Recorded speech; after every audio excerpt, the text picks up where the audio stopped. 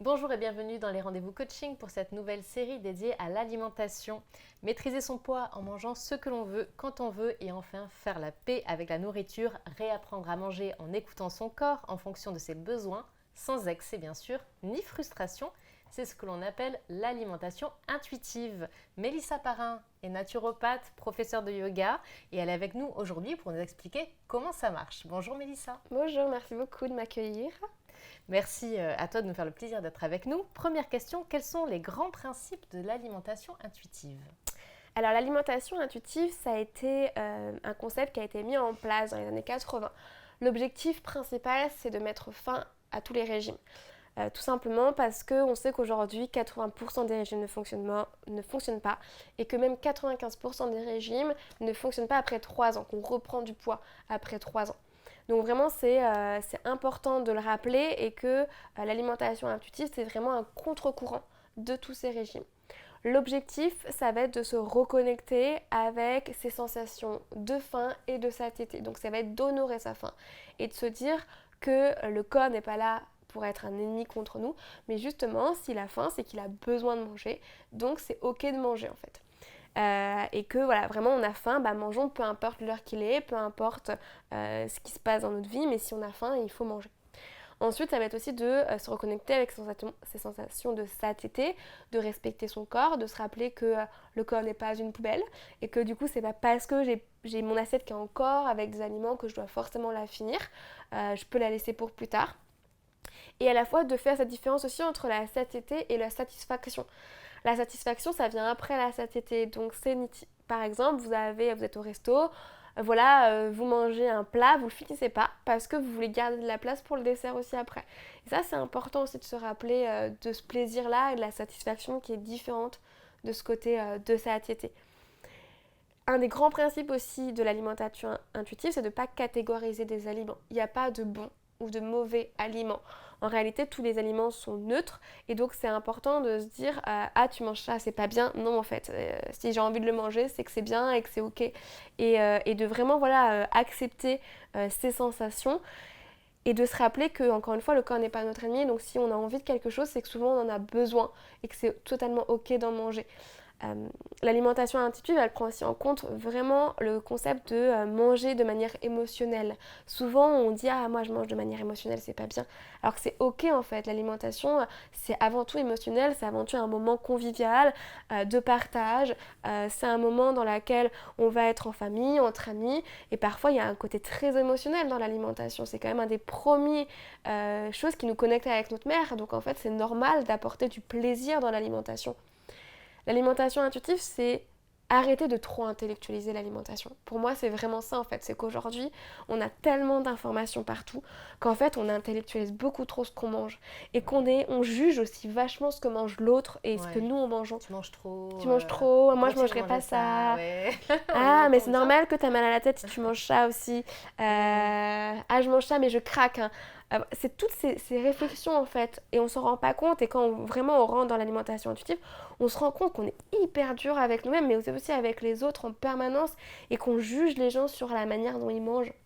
Alors qu'en fait, ça devrait être hyper simple, c'est se rappeler que l'alimentation c'est fait pour nous apporter de l'énergie, nous apporter du plaisir, et qu'en fait si j'ai envie de manger juste parce que j'ai envie de manger, et même si j'ai pas faim, c'est pas grave, j'ai envie de manger un cookie, j'en mange un en fait. Et c'est vraiment ça en fait, l'alimentation intuitive, c'est se dire c'est ok de manger si j'en ai envie, c'est honorer sa faim, honorer sa satiété, respecter son corps. Et ça veut pas dire non plus manger tout et n'importe quoi. Voilà, c'est ce que j'allais Non, te dire, ouais. effectivement, on y vient. L'alimentation intuitive, c'est aussi respecter son corps. Donc en fait, encore une fois, c'est comme je dis, mon corps n'est pas une poubelle. Donc c'est pas le gaver de tout et de rien. Et manger de manière émotionnelle, c'est ok.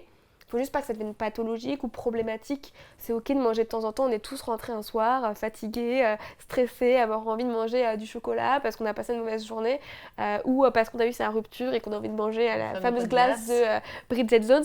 C'est totalement ok à partir du moment où c'est ponctuel et effectivement, c'est pas quelque chose qui permet de cacher notre solitude de manière chronique, notre ennui de manière chronique. À partir du moment où ça devient constant, tous les jours, il y a ce comportement compulsif qui est là c'est bien de se faire accompagner. Mais ponctuellement, ça arrive à tout le monde et il n'y a pas de quoi se blâmer là-dessus, quoi. Et donc c'est vraiment important en fait de juste simplifier l'alimentation, nos rapports avec l'alimentation, se reconnecter avec l'alimentation et faire la paix en fait avec l'alimentation. Ouais. L'alimentation intuitive, c'est un gros programme, mais c'est un peu tout ça. Bien sûr, mais ça revient effectivement à manger varié, de tout, mais De tout. voilà, on fait C'est attention que ça ne soit pas un automatisme. exactement, c'est chercher l'équilibre et pas la perfection. Moi, c'est ce que je dis souvent en consultation. On ne cherche pas la perfection. Aucun excès, encore une fois, n'est bon dans tous les sens, que ce soit le bon comme le mauvais. Il faut trouver cet équilibre et cet équilibre, il est propre à vous en fait. C'est quel équilibre vous voulez avoir et est-ce que vous voulez manger sain, mais des gens qui mangent sain et qui se coupent de leur vie sociale, c'est pas bon en fait. Il y a la santé physique qui est très importante, mais il faut pas en oublier la santé émotionnelle, la santé mentale, la santé relationnelle, qui sont tout aussi importantes en fait.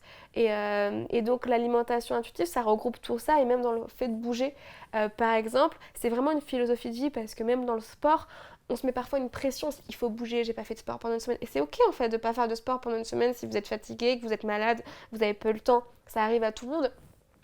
Et moi, je dis souvent qu'en plus, pour trouver son équilibre, il faut se déséquilibrer. Donc en fait, c'est ok d'avoir des moments de gros craquage où il n'y a aucune règle, et c'est ok parce qu'on va se rappeler aussi que en fait, manger des légumes, ça nous fait du bien, et que faire du sport, ça nous fait du bien. Plaisir, finalement, et de retrouver du plaisir dans tout ça, et pas manger ses haricots parce qu'il faut manger des haricots. Parce qu'en fait, c'est bon les haricots si c'est bien cuisiné et que c'est fait avec amour. Et le sport, c'est pareil. C'est faire un sport qui nous convient, qui nous fait plaisir, et c'est bouger parce qu'on a envie de bouger, et pas parce que la société nous impose de bouger. Et l'alimentation intuitive, ça a aussi une grosse valeur qui est d'aller contre la grossophobie, d'aller contre ce rapport au corps, au fait qu'il faut contrôler son corps. Le fait de se peser tous les jours, c'est quand même un contrôle que vous avez qui est quand même dingue sur le corps. En fait, le corps, il sait ce qu'il fait. Hein. Souvent, on intellectualise tellement, encore une fois, l'alimentation que on en oublie en fait que le corps est souvent plus intelligent que nous. Et ce contrôle au corps, c'est souvent l'exemple, on donne souvent l'exemple que si vous êtes avec votre copain, vous lui faites confiance. Donc vous n'êtes pas à checker son téléphone tous les jours pour être sûr qu'il n'est pas allé voir une autre nana. Bah, c'est pareil en fait, votre corps, vous lui faites confiance. Vous n'êtes pas à le contrôler tous les jours pour être sûr qu'il n'a pas pris un gramme. Il va savoir ce qu'il fait, il va prendre le poids qu'il a besoin de prendre au moment où il en a besoin, et puis il va en perdre au moment où il en aura besoin d'en perdre. Et vous pouvez manger n'importe quoi si vous le faites en conscience, sans stresser, avec bienveillance avec vous-même. Votre corps, il vous le fera jamais payer. Il ne sera pas à vous faire... il va pas prendre du poids juste parce que pour vous embêter. S'il en prend, c'est qu'il en a besoin. En fait, qu'il a besoin de prendre de la place à ce moment-là, ou qu'il a besoin de garder des réserves à ce moment-là. Et le problème des régimes, c'est que c'est ça, en fait. C'est on prive le corps, on prive le corps, on prive le corps. On se stresse aussi. On se stresse énormément, on se met une charge mentale de dingue sur l'alimentation, on pense tout le temps à qu'est-ce qu'on va manger, qu'est-ce qu'on va pas manger, qu'est-ce qu'il faut, là je mange ça, mais du coup je vais faire attention pour ça. Tout ça, en fait, c'est une charge mentale qu'on s'impose encore plus, notamment chez les femmes, alors qu'on a déjà tellement de choses à penser. Et moi, j'accompagne beaucoup de gens qui ont des troubles du comportement alimentaire. Et les gens, quand ils font la paix avec l'alimentation, ils se disent « mais j'ai une charge mentale en moins qui part ». Et c'est dingue, en fait, et un soulagement de dingue.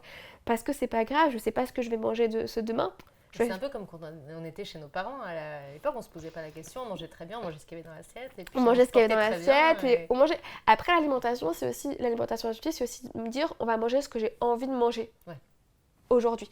Donc après, bon, il y a un équilibre encore une fois à trouver. Moi, je vis toute seule, donc en fait, je suis très, j'achète ce qu'il faut pour aujourd'hui, et je fais pas du tout mes courses, je prévois pas parce que je sais pas si je suis chez moi ou pas. Donc je suis très, pour le coup, vraiment dans l'intuitif, et je vais au marché, quoi, je vais dans le petit primeur en bas de chez moi, et puis je regarde, voilà, qu'est-ce que j'ai envie de manger aujourd'hui. Et c'est un peu ça qui se passe. Dans la réalité, quand on a des enfants, parce qu'on a un mode de vie, voilà, où on doit parfois s'organiser, c'est pas toujours facile de faire ça. Mais en fait, on peut planifier nos repas pour des questions d'économie, pour pouvoir faciliter nos courses. Mais après, sur le quotidien, si en fait aujourd'hui j'ai pas envie de manger ce que j'avais prévu, ben en fait c'est ok de se dire en fait je vais peut-être faire autre chose aujourd'hui. Et c'est pas grave, peut-être que le plat que j'avais prévu, je le garderai pour plus tard ou demain. Mais c'est aussi de se rappeler de ce qu'on a envie, parce que de ce qu'on a envie, c'est ce que le corps a besoin. Et ça, c'est important de se le rappeler. En fait, ce que j'ai envie de manger, c'est ce dont mon corps a besoin.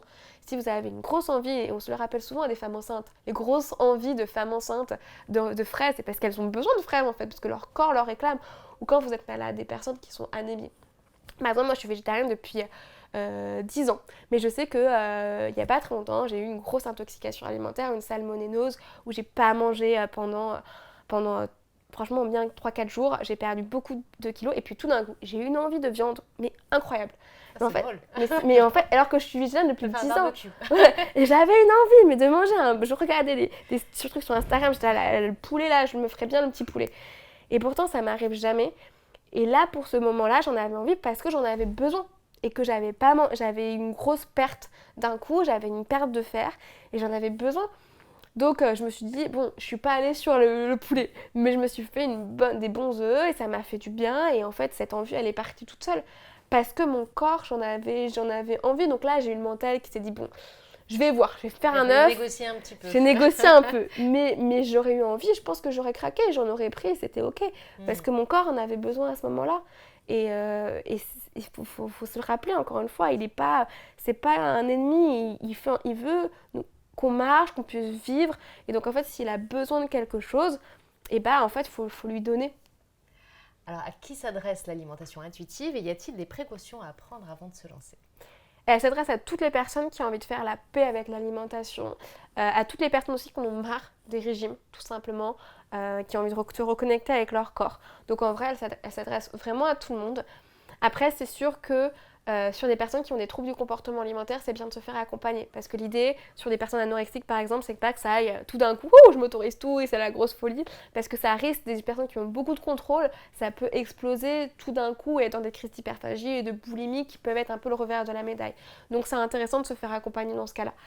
Et puis après, c'est vrai que l'alimentation intuitive ne va pas contre la santé et qu'il y a certaines personnes qui ont des pathologies qui vont avoir besoin quand même d'avoir une certaine alimentation pour le coup, peut-être réduire, sans jamais supprimer, pour moi c'est important, de réduire certains aliments parce que pour eux ça leur convient pas.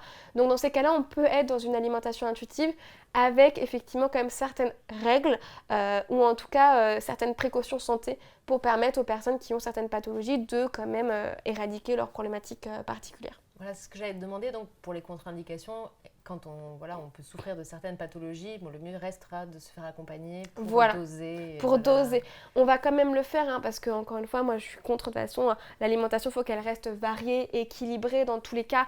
Et c'est bien de ne pas catégoriser des aliments et de ne pas enlever complètement un aliment, puisque si on enlève complètement un aliment, notre corps, il ne sait plus le reconnaître à terme. Et c'est ça les problématiques de personnes qui souvent arrêtent complètement le sucre. Après, ils ne savent plus manger un bon pain au chocolat ou une chocolatine en fonction d'où vous êtes. On le digère plus de la même manière. On le digère plus de la même manière, c'est plus fatigant. Et c'est dommage du coup de ne pas apprécier ce moment convivial avec des amis, des proches, un lendemain de Noël. Donc voilà, c'est important quand même de garder cette variété pour garder cette variété au niveau du microbiote. Et puis même des personnes qui vont aussi totalement arrêter tout, le gluten, les lactoses, ils ne savent plus le digérer parce que le corps ne le reconnaît pas.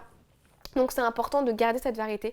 Mais c'est vrai que pour certaines personnes, on va aussi avoir certains conseils par exemple, dans le cas de diabète ou dans le cas de côlon irritable. Maintenant, c'est pas forcément des choses qui vous être à vie. L'idée, c'est d'être dans une certaine hygiène de vie à un moment donné pour pouvoir éradiquer la problématique, mais à terme, de pouvoir la réintégrer avec dose. Et encore une fois, c'est une question d'équilibre. Et si vous êtes dans le cas, par exemple, de syndrome prémenstruel, par exemple, une des règles qu'on va donner souvent dans le cas de syndrome prémenstruel, c'est bien d'éviter le lactose parce que ça va être très inflammatoire et ça peut créer des douleurs menstruelles. Personnellement, moi, ce que je conseille souvent, c'est les 2 semaines après vos règles, fil free fromage, pas trop de problématiques à ce moment-là. Par contre, peut-être que la semaine avant, on va faire attention et être vigilant. Et l'alimentation intuitive, c'est aussi de se dire, dans mon assiette, c'est dans un contrôle qui n'est pas un contrôle strict. C'est dans mon assiette, est-ce que j'ai tout ce qu'il faut pour apporter du bien à mon corps? Est-ce que j'ai eu ma protéine une fois dans la journée pour pouvoir faire le sport que j'ai prévu de faire ce soir? Est-ce que j'ai assez de glucides dans mon assiette pour pouvoir être productive et être concentrée? Est-ce que j'ai assez de légumes pour peut-être contrebalancer effectivement l'excès d'acidité et du coup réduire l'inflammation dans mon corps et éviter les syndromes prémenstruels trop forts? Ça va être aussi d'être plus dans un contrôle de bienveillance de l'assiette et de moins être dans un truc j'enlève mais j'ajoute des bonnes choses à mon assiette pour contrebalancer certaines choses ou pour pouvoir en tout cas m'assurer que j'ai tous les nutriments dont j'ai besoin pour pouvoir être performant et vivre en bonne santé en fait. Très bien. J'ai envie de me mettre à l'alimentation intuitive. Quels conseils donnerais-tu pour y aller peut-être progressivement et pas tout chambouler comme ça du jour au lendemain? C'est bien de se faire accompagner, effectivement. Il y a certains nombres d'ouvrages qui ont été écrits aussi, donc c'est intéressant de les lire. Il y a plein de podcasts, notamment je pense à Reset ton assiette, qui est hyper intéressant sur l'alimentation intuitive. Et donc, je pense qu'il faut s'intéresser au sujet. Commencer par lire des bouquins, même lire des bouquins un peu plus féministes, je pense, parce que l'alimentation intuitive, c'est aussi aller à contre-courant justement des régimes et de cette pression qu'on se met par rapport au corps. Donc, c'est se reposer certaines questions et mettre fin à certaines croyances limitantes. Et donc, c'est vraiment s'éduquer, donc lire certains ouvrages à ce sujet, écouter des podcasts et se faire accompagner effectivement. Très bien, et justement pour cela, il ne faut pas hésiter à te contacter. Mélissa Parrain, donc on peut te contacter via tes réseaux sociaux ou encore ton site internet. Exactement, qui sont kisslab.fr. kisslab.fr, et justement donc tu donnes plein de conseils personnalisés, tu t'adaptes vraiment au mode de vie de la personne, à ses besoins, à ses problématiques. Bon, encore une fois, n'hésitez pas à la rejoindre. Toutes les informations dans le descriptif de cette vidéo. Mélissa Parrain, un grand merci. Merci beaucoup. À bientôt. À bientôt.